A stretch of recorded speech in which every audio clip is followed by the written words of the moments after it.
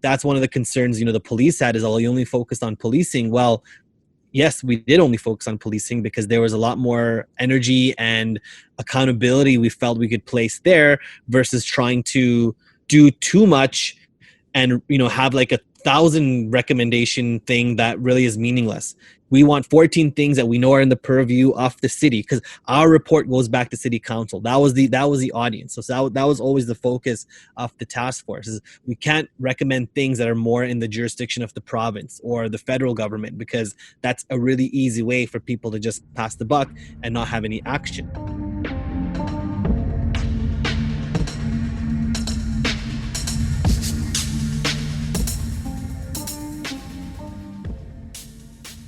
Community and personal safety is something I don't think any Black person has taken for granted in this city, given not only recent events, but our long history of racism in Edmonton. From a series of brazen attacks against Black Muslim women in broad daylight, to recently a Black student at Roslyn School being violently attacked by a group of students while being called a nigger during the assault. This doesn't even account for the unreported harassment, attacks, and slurs Black folks have contended with that don't get into the public eye. When it comes to institutions that are meant to protect and prevent this hate, what we've seen time and time again is that they aren't equipped to help when attacks happen, and have even perpetuated harmful practices onto the Black community through their actions and policies. Police practices like carding have been shown to target Indigenous and Black Edmontonians at disproportionate rates, which have now conveniently been changed to street checks by Alberta's first Black Justice Minister, Casey Madu, when it's clear that the practice is the same and what seems like an attempt to uphold the status quo while parroting change. We're now seeing these institutions attempt to change in a way that on this show we've been very skeptical of before, specifically committees, and how they can be used to deny potential action that's already been proposed, and as a potential tactic to delay change and eventually just revert back to the status quo. In this episode specifically, the committee in question is the Community Wellbeing and Safety Task Force that released 13 recommendations to City Council. Some of these recommendations include professionalizing policing by creating a regulatory college for cops, expanding the number and use of crisis diversion and alternative policing teams, looking into collective agreements and how they might contribute to systemic bias, and bringing new transparency and independence to the public complaints process. These recommendations were presented to City Council on April 6, and after discussion, the Council moved to have City administrators consider how 13 of these recommendations can be implemented. Arguably one of the most important recommendations to bring police funding in line with comparable cities, or otherwise just basically cut police spending, was denied on the basis that a funding decision like this shouldn't be made on behalf of the next council, which will be elected soon in a municipal election during the fall. In the face of thousands of Edmontonians asking for change in police spending, and data showing 30% of calls for service are mental health related and can potentially be diverted, we're still left waiting for the results of the next election, when councillors will have the same information in front of them, which leads me to believe that if decisive action isn't taken, these steps are being taken to avoid any budget cuts altogether, while not taking responsibility for opposing community asking for this change. With the other 13 recommendations, while relatively reasonable and sometimes even incremental, they received some criticisms from some city councillors, and especially by the police union, that wrote in an open letter calling it insulting and demeaning to every police officer in this city. If this is the response to recommendations that are pushing for reform, I think that it's clear that all the language surrounding change and transforming the Edmonton Police is simply a call to make change on the Edmonton Police's terms, without accepting community input or outside their own parameters. To talk more about the Community Safety and Wellbeing Task Force and what can be done about racism in our city, I'll be joined by Irfan Chaudhry, a member of the task force and a criminology lecturer at MacEwan University. Irfan is the creator of StopHate.ca, a website told to report hate crimes in the community, and has done work around exposing the realities of racism in our city and province. He serves as the director of MacEwan University's Office of Human Rights, Diversity, and Equity. He's also a former civilian employee with the Edmonton Police, who's seen what the institution is capable of from the inside. Just a note from my interview with Irfan, I mentioned that the task force had their meeting last week. Since this episode was released, that meeting actually happened on April 6th. What really brings you to the table when it comes to doing work around not only the Community Safety and Wellbeing Task Force, but the other work that you've done around anti-racism? My name's Irfan Chaudhry. I work at McCune University as an instructor in criminology and also with their director of the Human Rights Office. But that's not necessarily what brought me to kind of the task force or the work. I think, over the last number of years, I've been involved in a number of hate crime related reporting, spaces where we're just trying to get a better understanding of what we currently have and how it impacts communities in a negative way and what we can do to improve on reporting of hate incidents specifically. So I created stophateab.ca as a third-party hate reporting tool. Also done a lot of work around just, the realities of racism in our city, in our province. A number of, committees and task force I've had a chance to sit on. Previously worked with the city of Edmonton on a project called Racism Free Edmonton. So that's kind of always been the weave and the thread there. I think what brought me to the task force, my very first job out of university was with the Edmonton Police Service as a crime analyst. So I have a strong interest in policing, but now when you kind of mesh it with my interest and expertise around equity and inclusion, I have a very strong interest and commitment in ensuring the two are merging appropriately, I would say. And I haven't seen that happen, if I'm being completely honest, whether in Edmonton or elsewhere. I think right now policing in general is in a space of reckoning, of course, and we saw that come to fruition last year with the multiple protests regarding police violence and use of force. And you're observing that police services are becoming more, they're using the language of equity inclusion a lot more, saying like we're committed, we're going to address things, we're going to do this, we're going to do that. But I think the practice is really what I think needs to be challenged. And so what led me to the task force is knowing the experience I had at the table and a few other people that were also on the task force. We didn't know who was going to be on the task force until we were appointed. But, now that I reflect and seeing some of the other folks on the task force, I feel a lot of us knew what questions to be asking and also where to challenge. And that's one of the reasons why I wanted to have a role in this task force, because I've observed, just even in commission meetings, not the right questions aren't being asked to be able to dive into the issue of equity and inclusion within policing in Edmonton. And so that's kind of what drew me to the task force. And I think a number of folks around the table as well had a similar interest. Edmonton has recently seen a wave of hate crimes against Black Muslim women.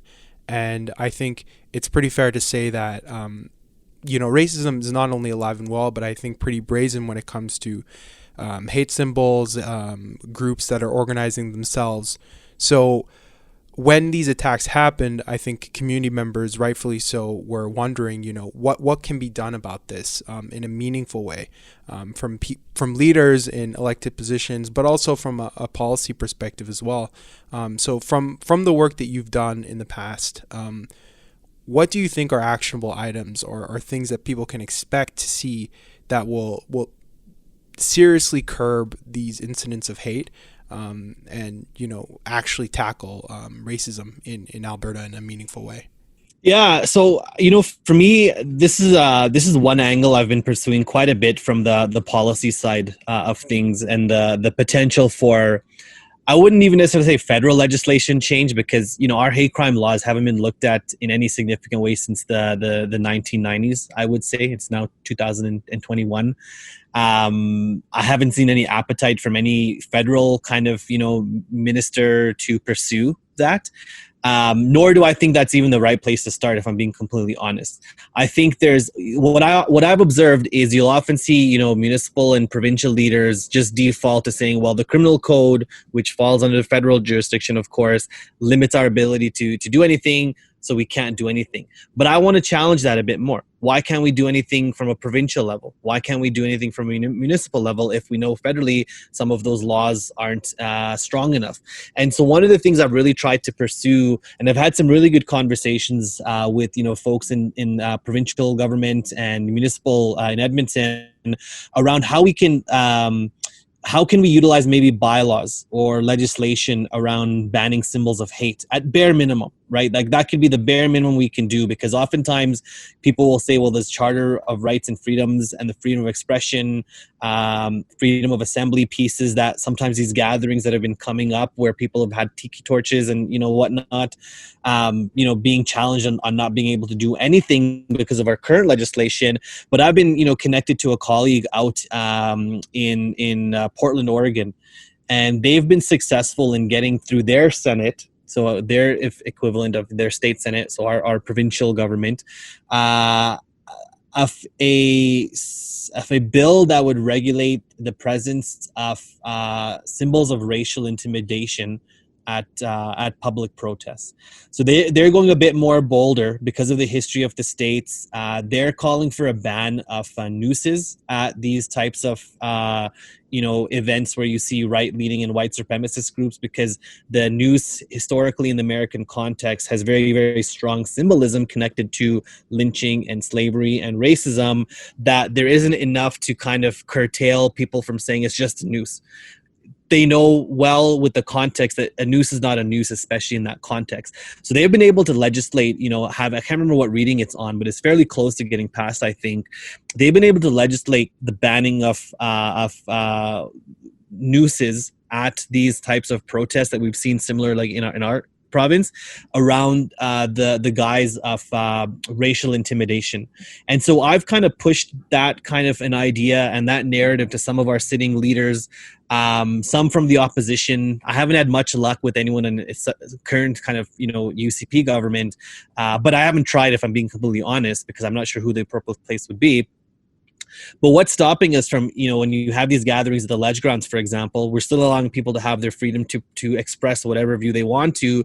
But if we see symbols that we know are impacting racialized communities specifically in a negative way, even though it might not overtly be stating that as much, even though it might be someone saying I'm doing this for religious purposes, is what was some of the arguments being put forward by some of the groups, I think we can still have legislation in place, or even a bylaw in place that say, if this is happening on public grounds that the city controls, we're not going to tolerate any kind of racial intimidation symbols. We don't have anything like that right now. And I don't know what's kind of, stopping us or impeding us from considering how our own, localized, whether municipal or provincial legislation can fill in the gap that's currently left from the federal aspect, because then what you get happening is exactly what we see, is people just kind of passing the buck around saying, well, it's not a crime, so police can't get involved. And that I agree with 100%. If it's not criminal related, police shouldn't be involved. But then where can we find those gaps, whether it's communities stepping up, whether it's municipal government stepping up? Similar thing happened, I don't know if you've been following this story, in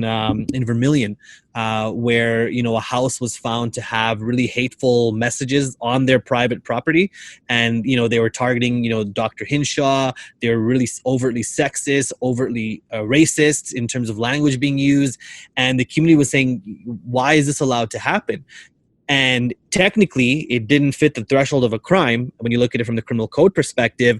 But Vermilion came together and their council put together an order that demanded the signs to be removed, and the person complied. And you can see when you have that level of governance kind of come together quite quickly, things can be addressed, right? So I think that's where we need to have some bold leadership, I would say, in that regard, because oftentimes it's not until people who are impacted by these types of whether symbols or language raise the concern, because our political landscape and leadership landscape still has a lot of work to do around, being diverse and reflective of our communities. Unless it's being raised to you as an issue because you don't experience it personally, you're not really going to know it's something to address, right? And so I think those are pieces where we can still advocate for change at very localized levels. And knowing we have a municipal election coming up in Edmonton, and I believe Calgary is also having the same cycle as well, these would be questions I'd be asking candidates. What's your commitment to addressing the exact thing you just asked me if you were elected to city council? And it's very easy to get answers that are meaningful versus answers that are just BS. I support everyone. Equity inclusion means everything to me. Okay, but what does that mean in terms of addressing hate symbols? Unless someone can give an answer for that, that's someone that I wouldn't necessarily be voting for, because that's an important civic issue for me, based on exactly what you talked about, what we're seeing here in Edmonton. When it comes to the task force specifically. So we're seeing a slate of recommendations that went to City Council last week. I want to go back to the work that was done internally with the task force and kind of the rhyme and reason of a few of the points that you brought forward to City Council. So I was wondering, what are some of the, or I guess if you can remember, like three of the, I'd say most pressing, most important recommendations that were made, and I guess why and how you think they will really be impactful to changing policing in Edmonton. Before I can't narrow it down to three, if I'm being completely honest, because we think all of them are important, and that's why we have them kind of listed there. But what I can share in terms of how we got to this space is around kind of overall principles that we had kind of established as we worked together as a task force. And a lot of it was, accountability within policing. And so that's where you'll see recommendations around enhanced training, not just kind of checkbox training, but training around, whether it's anti-racism, anti-oppression, equity and inclusion. There's various ways, unconscious bias, but having it embedded within the life cycle of a police officer's career, because right now, from our understanding, it's only given really in the recruit phase, and it's essentially optional throughout someone's life cycle as a police officer. But trying to embed that within the advancement process, for example. So if you're going to go to a sergeant or a staff sergeant or an inspector or superintendent position, those things around equity and inclusion should be looked at and evaluated in that process, similar to how they might look at leadership skills and leadership development. So I think that's what we're trying to build in terms of some of that increased accountability through training and awareness of some of these key aspects that might lead to racial profiling or acting in ways that are impacting communities of color. The other thing, though, of course, like we can't shy away from was the money, right? The money was a big aspect, and the task force members, the ones that weren't connected, because we had folks from the city of Edmonton there, and we had folks from the commission there and the police there. But the ones that weren't connected to any of those entities, I think we were always very much well reminded of the 140 or so Edmontonians that came together last summer to share their concerns with City Council around the topic of policing. And, we had some really good data to help us, frame what most people were saying in those hearings. And of course, you had those, polar opposites from, a policing perspective and an abolished perspective. But the middle ground people were asking for was just around increased accountability, increased transparency, and just a better utilization of funds as it relates to policing and a more equitable distribution. Because, there's been a lot of discussion, a lot of conversations around not just Edmonton, but numerous police forces tend to get the bulk of a city's budget, and 85% or more often is related to human resources and personnel. And so really trying to challenge ways of, can we still support what we need for policing, but also give some of the community-facing organizations an equitable chance of getting funding to do things that police might be doing right now that are probably well suited within a community's perspective.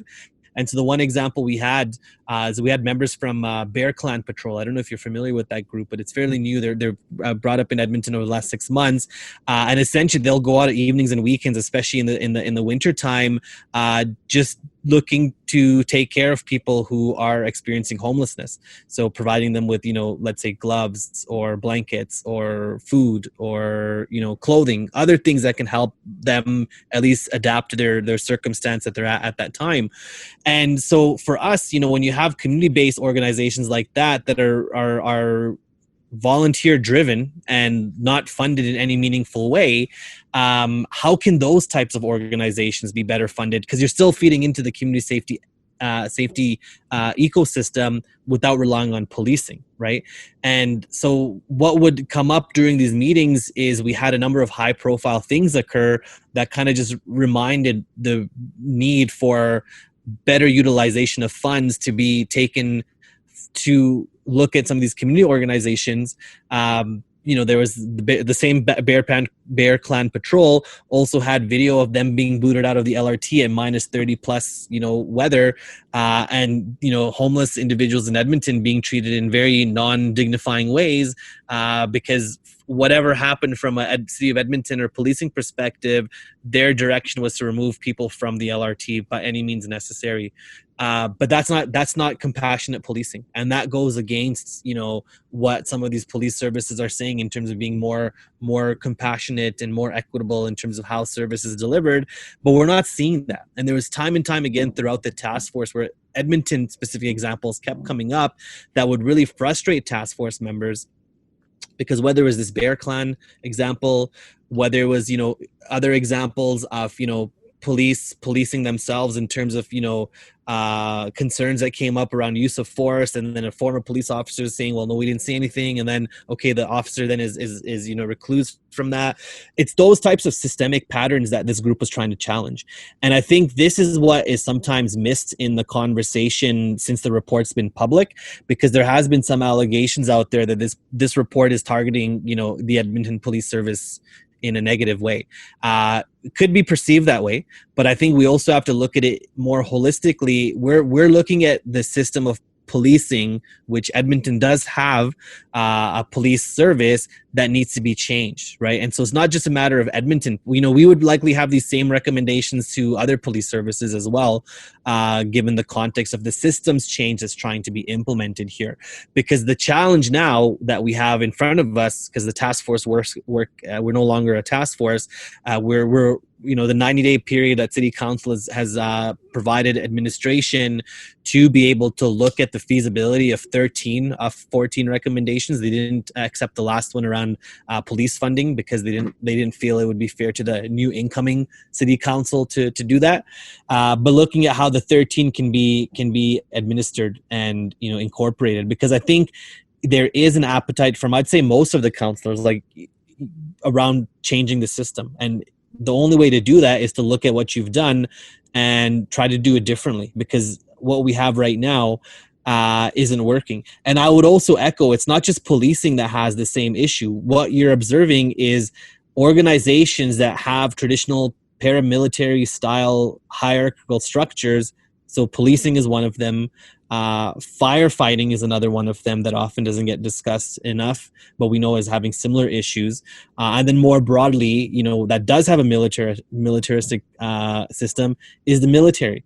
All three of these systems are reporting over the last number of years instances around racial discrimination connected to staff members or people that they serve. Allegations of misconduct within military, allegations of misconduct within the Calgary Police Service related to racism, right? These are all things that are publicly out there, and the system that you see, that the similarity is the structure of those systems. And so I think it's come to the point now where if we want to start to, dismantle some of those systems to provide better service for everyone involved, then it is asking some of these tough questions around accountability and how funds are utilized, where's funding going, what kind of training is received, how is it impacting the people who are receiving the training, and more importantly, people on the receiving end of your training as a result of some of the actions that you take. And so I think that's really the spirit of this dialogue, is to not try to target a certain police service as it's been taken. It's trying to really understand policing as a system that we know is problematic and has been acknowledged in various ways, including the Canadian Association for the Chiefs of Police, who came together and said, yes, systemic discrimination is an issue within policing, but acknowledging it isn't enough. But now you're seeing the hard work when you're being provided, in this case, 14 recommendations of how you can start looking at systemic discrimination. And I only speak for myself here in terms of a task force member, but then the default response from the police is saying the information is not evidence-based and inaccurate, even though we utilize information that was provided to us from the city of Edmonton as well as them. So if that information is not accurate, then maybe things you're also doing are not accurate either. During the deliberations with City Council, one of the city councillors, who's also a commission member, didn't say it directly, but underlyingly tried to challenge the report as unethical, because of a line in the report that said, regardless of who's in council at that time, these are things that need to be addressed right away. For whatever reason, they were trying to frame that as an unethical line and then discounted the whole report as a result of one small sentence. Like, it was very, very bizarre. And then, of course, you have the response from the police association, calling the report itself racist and then challenging the integrity of people at the task force. And I just want to remind listeners, right, the task force was made up of a very, very diverse group of Edmontonians, some of whom I would say in the past have been the strongest supporters of the Edmonton Police Service because of the community-related work that they had been involved with in the past.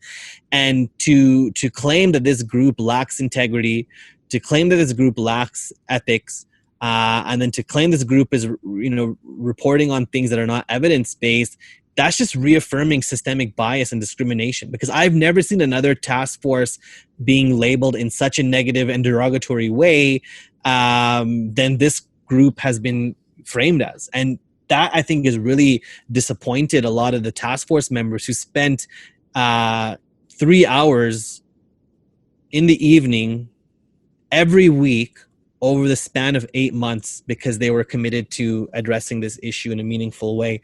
And to just flippantly say that the task force members lack integrity, lack ethics, or lack evidence, it's again, for us, it just kind of reaffirmed the reason for why these types of reports are needed, because it exposes, once the challenging work needs to be done, rather than doing the work itself, you start to expose those individuals who provided you with recommendations as the problem themselves. So there's a scholar out there, Sarah Ahmed, she talks about when you start raising the issue, you become the issue. And so that's really what's been, in my opinion, redirected only from the policing side, because what I've observed from the city of Edmonton side, they're doing the work, right? They've committed 90 days to reporting back on how they can implement a lot of these recommendations, but we haven't seen the same response from the police. Seems like they want to keep that change within their own purview. They keep mentioning how these, they have the Chiefs Advisory Council, they have PACT, they have all these things happening internally. So they don't necessarily want to engage with the external the external change that's being proposed on the table. And I personally think that allows them to keep funding going, that allows them to keep some control of how these things are implemented or maybe not implemented. But do you have an opinion on that, or is there a way for them to come to the table? Or that's a really good question. And, that was something always on top of mind for a number of task force members. We always would challenge or we would always, kind of forecast, if we recommend this, they're going to say they're already doing that. So that's why we wanted to elevate some of those recommendations to be more accountable. Because you're right. The other layer there, though, I look at something like the recent help unit that they've just established, right? Where, you have police and a social worker, I think, kind of going around inner city Edmonton, redirecting people away from the justice system. And while that's, to me on surface, that's okay. The question I always get is, but do police need to be doing that? Because that's where this argument comes where, well, now we're going to ask for more money to city council to expand the help program, which is a community partnership. And so that's all good. But the question is, well, why wouldn't we just give that money to, I think it's Bissell, for example, that they've partnered with to do that work? Still have a police liaison connected to the program, but the funding should be provided to these community groups versus the police. And that, I think, is often the tension we see, is when you want to try to roll out some of these initiatives, trying to empower other groups to be able to also take on ownership. And that includes financial ownership of some of these programs, because, one of the things that our task force wasn't able to get to, which was out of our purview, was even the way, bias is present within the delivery of funding and grant options. You see, for whatever reason, certain communities that are connected to different racial or ethnic groups in the city have to rely on a third-party organization such as Reach to be the holder of the money for them to be able to distribute it to their community. And so that creates a distrust around, well, why can't you provide us directly with the money? Why are we on an added layer of surveillance and you have to use like an intermediary to give us funds that we want to utilize for community safety, right? So we couldn't get into that, but that's another layer, right? Because the National Council of Canadian Muslims, they released a report, I think about a few weeks back, that highlighted how a number of Muslim organizations and charities in Canada were inequitably audited by the federal government, looking for connections to, in this case, terrorist funding. But it was very, very inequitable. And it was also very discriminatory in terms of why they were doing that, right? And so that's another piece of the puzzle that often doesn't get discussed enough. But then when you have intermediaries, whether it's, the police, for example, or the city providing funds, but then also providing barriers, this also challenges those types of aspects and the ability for funds to get to where they need to go. And so rather than, punishing, I'll put that in quotation marks, punishing groups by not giving them funds directly, if you don't feel comfortable or don't feel they have the capacity to navigate funds you're going to be giving them, provide capacity building, provide coaching, provide, one-on-one connection to the person that's serving the grant so that you can ensure that they can carry out the grant appropriately, versus default saying, we don't know if you can handle the money, so we're going to give it to this group and then they'll be the ones to give it to you. That creates mistrust. It kind of seems like a difficult proposition, because I think for a lot of people, even something like the 30% proposed cut that BLM was asking for based on the calls to service, I think that's something that realistically could have been taken on by city council, could have been, discussed at that level without necessarily needing a task force. But what was a worry when this was all happening last summer was that, these things would be taken to a task force or taken to a committee level. A lot of work would be done only to end up in the same kind of position where, the status quo is upheld and things only move by minuscule level. Or, like you said before, it's only given lip service. We say that we're anti-racist, we say that we want to systematically change, but things aren't really happening. So I guess for those who are still kind of left with the same asks that they wanted to kind of get past before, what options do you think are available? And you mentioned, we're going into municipal election. What do you think are places that people can push to see these things change more? Yeah, and I mean, I don't want to kind of default to having people run for these positions, because I know there's a lot of challenges and barriers involved there. Like I myself ran for city council in 2015 for an open by-election seat, and it was one of the most challenging things I've ever done. And so I do appreciate, and you're putting yourself out there as well, not just your family out there as well, right? But I think having these types of questions, if you're not interested or able to run at this point in time, being able to really put to task the councillors that are, going to be running. We're going to have a new mayor. So what does the potential new mayor have to say about these things? We already know one of the mayor candidates, who's a current city councillor, he's made their position quite clear in terms of where he stands on this. And so I think someone like that would likely maintain and embed the status quo, if I'm being completely honest. But we don't know what the other viewpoints are in terms of mayoral candidates. So I would suggest, there's going to be, this election cycle is going to be really different because people aren't going to be able to campaign in ways they were able to do prior to COVID, right? So I think if there's a collective group together that's really concerned about community safety initiatives and want direct answers to this, one thing that could be, proposed is, having a virtual town hall that you invite all candidates and potential candidates for council and mayors to, and, take note of who attends and who doesn't. Take note of who responds in what ways and who doesn't, because that's where you'll get a sense of where you might want to align some of your voting power behind. And so I want people to know that there's strength in numbers in that way, because again, sitting from someone who has ran in a municipal election before, anytime you get these types of invitations, you take them up, because for you, that could be a potential won or lost vote because you didn't show up, right? But even if you show up and say and do the wrong thing, that's possibly also potential lost votes as well. And so not trying to make this into a vote getting thing, but I think there's ways to keep people accountable who want to sit on these in these positions. So that'd be one. Number two, I don't think we put enough onus on how much the Edmonton Police Commission is able to do in these types of aspects, and I don't think that the appropriate levers have been pushed. And so that's one of the reasons why I think it was one of our recommendations. I think number 8, change the competition and recruitment of the Edmonton Police Commission to more comprehensively reflect the community.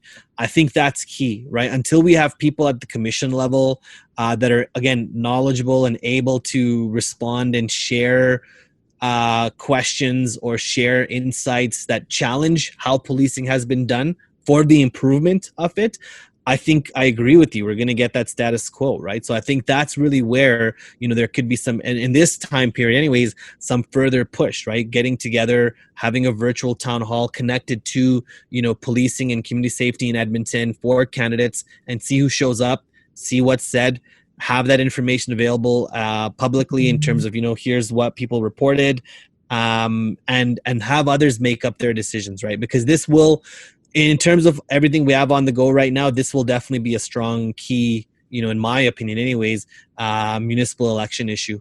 At the end of the day, Edmonton wasn't the only city that kind of came together to look at how we can make policing, more effective, right? And so even though this task force came together around the community safety well-being umbrella, because we had such a small period of time to get recommendation back, we had to work within an 8-month or 6-month cycle, we couldn't look at everything. And I think that's one of the concerns, the police had, is, you only focused on policing. Well, yes, we did only focus on policing because there was a lot more energy and accountability we felt we could place there versus trying to, do too much and, have a 1,000 recommendation thing that really is meaningless. And so we were really mindful of that. We don't want to just come up with 60 things for someone to not do. We want 14 things that we know are in the purview of the city, because our report goes back to city council. That was the audience. So that was always the focus of the task force. Is we can't recommend things that are more in the jurisdiction of the province or the federal government, because that's a really easy way for people to just pass the buck and not have any action. And so we put to task around making sure that anything we put together was in the realm of municipal government and city council. And so that's why the recommendations themselves are so laser focused on not even just policing. It's policing, but it's also bylaw. It's also peace officers that are employed by the city of Edmonton. And so it's looking at that law enforcement system, whether it's in a policing environment or a non-policing environment, it still impacts people the same, right? We still see reports that saying Indigenous people, Black people are stopped at higher rates for, street checks or whatever they might be called now. LRT security data found the exact same thing. You know what I mean? And it's not just in Edmonton. You see different, VPD Vancouver Police Department just came out with a report that said, oh, look, our recent survey has highlighted less Indigenous and Black people are being stopped. But that means they're still being stopped. You know what I mean? Arbitrarily, in my opinion, still. And it's how that data gets utilized that's also the concern as well. You saw similar things over this last weekend where the Ontario government, now they've scaled back from that, of course, but said that they're going to utilize police for spot checks around COVID, following COVID health protocols. And the uproar you saw on Twitter connected to individuals, you saw lawyers putting out their personal information for Black and Indigenous community members saying, if you need help because you've been arbitrarily stopped by the police because of these new measures, call me right away. Because again, when you expand these types of powers, it does impact racialized communities a lot more. And that's the interesting thing of, it doesn't matter how many reports are out there that confirm the same thing, that denial is still there. And so I think this is where a task force like this, trying to challenge some of those narratives and the status quo, is really trying to get at some of those systemic pieces that lead to these outcomes. If I'm honest with you, I think our city council, the current one, and administration right now, they're the ones that put the task force together. They're the ones that are putting 90 days together to come back on a report. So what that report looks like, I'm really curious to see. But I haven't seen the same appetite from our policing friends. And so to me, that's where it's concerning, because until you're ready to make that change, we are going to continue to see the same aspects continue.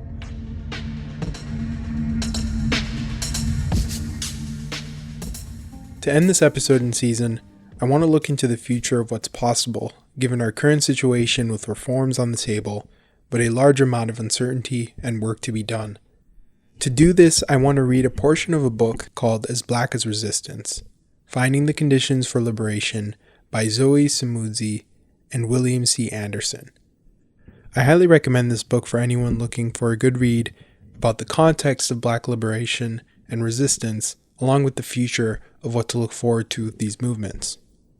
In the book, the authors make the case for a new program of self-defense and transformative politics for Black Americans, one rooted in an anarchistic framework that the authors liken to the Black experience itself.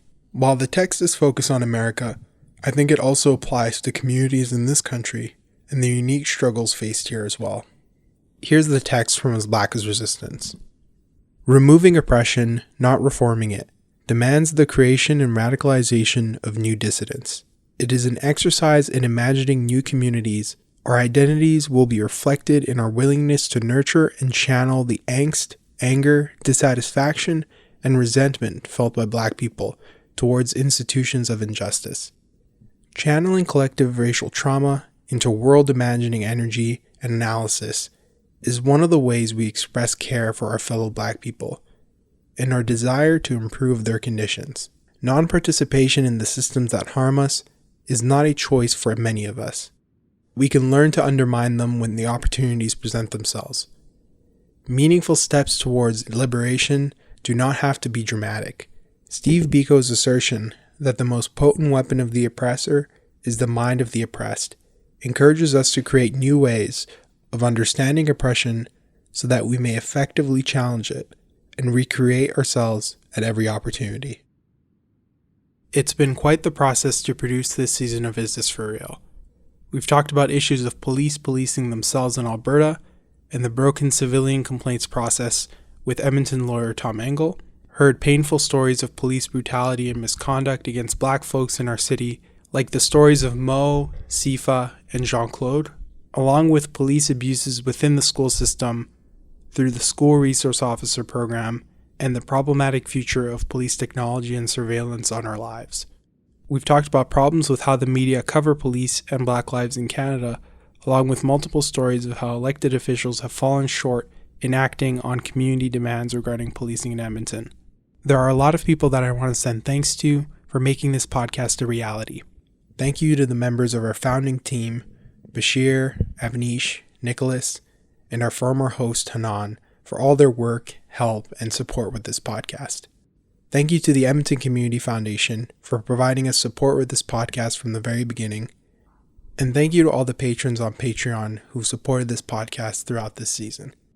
A thank you also goes out to all the members of our board who've worked to keep this project going. Stay tuned to our social media for what's going on next and a few different opportunities to get more involved with this project. Thank you again for listening and supporting the show.